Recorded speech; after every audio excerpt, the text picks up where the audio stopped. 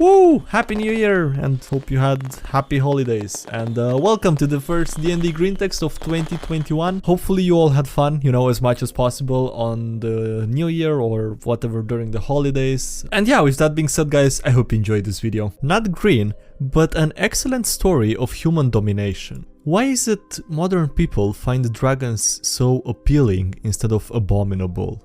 We find them appealing now because of how utterly we've conquered nature. Every animal that terrified humanity has either been driven to extinction, brought to the brink, or mutated into something more useful for us. The concept of being afraid of an animal is so alien that we can barely comprehend it anymore.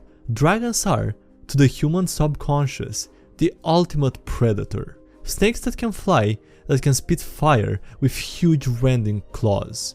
You can never run from them. They can destroy the entire forest you're hiding in and can rip any armor you're wearing apart. When we first made communities, it wasn't any political thing, it was a way to be safe from being eaten alive. That concept is so foreign now as to be fetishized. Even through the Middle Ages, when kings and queens were vying for power, if a single wolf was spotted near a village, the army would march to kill it. Can you imagine that? An animal being spotted and the president mobilizing the army to bomb the place to oblivion? That's basically what we did for most of our history. It's what we had to do. Otherwise a wolf, a mountain lion, hell, even a giant cow could make you their lunch. As we grew and expanded, as we conquered the predators by us, we'd hear tales of more and more bizarre creatures from far away. Striped cougars the size of a pony. Snake-faced creatures, bigger than a horse, with spears on either side of the snake. Poisonous lizards the size of dogs. Snakes that could blind you with their spit. All the while, finding bones made out of rock, of lizards with teeth the size of steak knives, of claws as thick as your wrist. Evidence of creatures so massive, our swords would be pinpricks.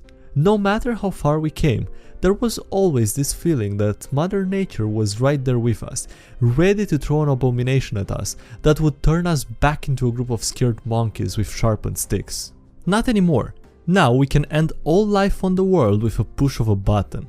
The animals that terrified us are an afterthought. The ram, the bull, the wolf, creatures that we once used as a symbol of power, now they're mutton, beef and bichons. 60% of all mammalian life on Earth are livestock or pets. 36% of all mammalian life on Earth are humans. That leaves 4% for everything else. We have so utterly dominated the world that it's beyond comprehension. We've seen every animal, every king of the jungle, cast down before our feet. We lock them in cages for our amusement if we decide to let them live. Dragons, though, dragons are fictional. Dragons cannot be conquered by humanity.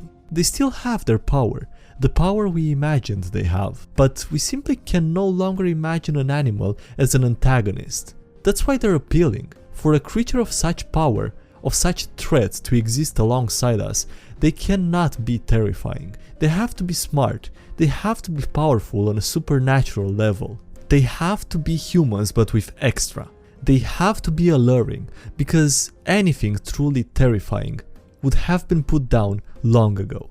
This is why they're all of roughly human intelligence, why they all have those cute little fins and big eyes, why they all have pretty patterns and some don't even have scales, why they can breathe more than just fire. Hell, it's even why there's of them now. Can't be scared of something you just As our culture changed, either they had to change too, or be left behind like the Leviathan or the Nephilim. Well, the title is pretty accurate that this was not a green text or not a DnDGreentext, but I don't know, I hope you guys enjoyed the story because it was pretty damn awesome, to be honest. I really enjoyed reading it.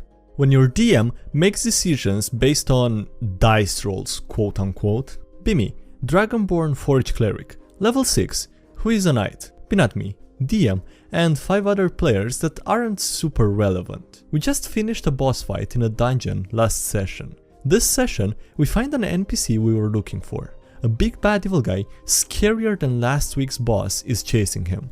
NPC runs the away, scared for his life. Long story short, we start chase sequence and run back to the entrance of the dungeon.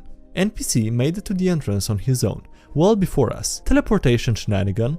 We came to the dungeon with 3 mounts, 2 big cats homebrewed by the DM that my teammates bought the in-game day before, and my warhorse that I grew up with. DM. The NPC wanted a ride ASAP, and since your horse is more docile than the cat, he stole that one.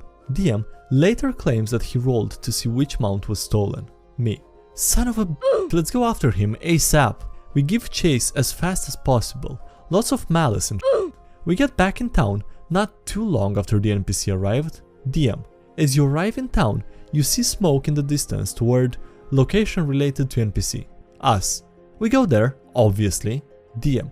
You find horse dead beside a well. The well and the horse are burning. The horse is riddled with stab wounds. Me. Good one, DM. What state is my horse in? DM. No, really, your horse is dead, riddled with stab wounds and burned. I rolled to see what the NPC did with the horse, and the result was a natural one. Me. Oh, well now I'm definitely murdering that NPC. DM. Surprised Pikachu.jpg. My face when my loyal warhorse that I raised from falsehood was easier to steal than 2 big cats that we bought days ago. My face when the DM honestly believes that stabbing a horse to death and burning the corpse in broad daylight is in the realm of possibilities at all for that NPC. Okay, I feel obligated to add this for all the DMs watching. I just want you guys to know that not everything has to be a dice roll, okay? And the dice rolls are private, okay? If you do decide to use them, sometimes you can fudge them if you don't overdo it, and that's fine. If you don't f up with the players, just like this guy. I mean, he didn't f up, right? But he didn't f up with him. She just f him up, to put it bluntly. Alright. Well, let's move on to the next one. Hopefully it's more cheerful. He works in mysterious ways. Oh yeah. Bimi. Celestial Warlock. You are quietly planning with team how to silently kill 4 kobolds keeping watch over the Green Dragon's cave without raising the alarm or waking the Devil Joe sleeping outside the cave. Look over, see your ally, an abyssal tiefling conquest paladin of the Macho One. He's muttering a prayer. DM suddenly describes a meteor dropping from the sky towards the Devil Joe. As it closes in, a huge wall of light separates you from the Devil Joe, as the dropping meteor turns into the dropping elbow of an angel. Devil Joe takes 48 damage, and Macho Angel Elizabeth leads it into the forest. Kobolds look on in awe, climb out of their cave wall alcoves and f off into the forest. Not paid enough for this JPEG. You look at the paladin player. He says he got a natural 20 on religion and rolled high on a D100 for the effect. You look at the DM. The Macho One isn't an active god, he's a hyperactive god. That face when she said if the D100 had been in the 90s, the Macho One himself would have punched the Devil Joe. Oh, what the f***, Macho One. Okay, kinda wanna know more about the Macho One at this point. Unintended DM foreshadowing. Be me. Dwarf Wizard, Evocation. Be not me. Human Artificer, Armorer. Both level 3. Small party.text. Early game.wmv. We have a magic mobile lab, kind of like a cabin that can transform into a wagon. In the lab, there is a partially destroyed warforged who can only repeat back snippets of phrases it hears. I decide to go into town. Artificer asks if I can buy some mead. I say, going into town, and I won't be coming back with mead. Broken Warforged repeats, won't be coming back. Foreshadowing.x. Later in the session, our wagon gets ambushed by 3 gnolls. I deal a lot of damage to all of them before going down. No problem, Artificer is going to finish the fight within the next couple of rounds anyway. Fail my first death save. Whatever, Artificer can't kill them all just yet. I roll my second death save. My face when, natural 1. My face when the broken warforged who can't speak and complete sentences semi-accurately predicted my fate. Well, that's just how it be sometimes, you know, sometimes you'd just be unlucky. Can't do anything, can't do nothing about it, it's just what it is. It is what it is, yeah. Do it. Famous last words? Party of 4. Grave Cleric, Wild Magic Sorcerer, Ancient Paladin, and me, Vengeance Paladin. Solving puzzles as we travel lower and lower into the basement of a magic dwarven tower that has been taken over by demons. find a giant cube of liquid in a room, with some kind of magical force keeping it in the center of the room. I decide to stick my hand in it. Nothing happens, so I tell the DM that I want to drink some. He lets me, and then makes me make a con save. I fail, and I am now drunk with 1 level of exhaustion. Growing up with dwarves, I recognize this as a dwarven fire wine, an extremely intoxicating spirit. I dump out my water skin and fill it with fire wine, for later. Warforged cleric doesn't need to breathe, so she investigates the cube and finds a statue of a dwarf emptying a flagon. She tries to move the statue and finds that the arm moves. She rotates the arm so the flagon is upright and the cube of alcohol suddenly rushes outwards in a large wave. Cleric and the other paladin fail their saves and are knocked prone and shoved to the walls of the room. 4 gelatinous cubes remain where the alcohol was and combat begins. Sorcerer goes first, decides to use chain lightning to hit all 4. DM warns him that the room is full of fumes from the fire wine, which could ignite if exposed to sparks. I tell the sorcerer to go for it. Cleric player tries to get him to stop, it's unnecessary and it might kill us.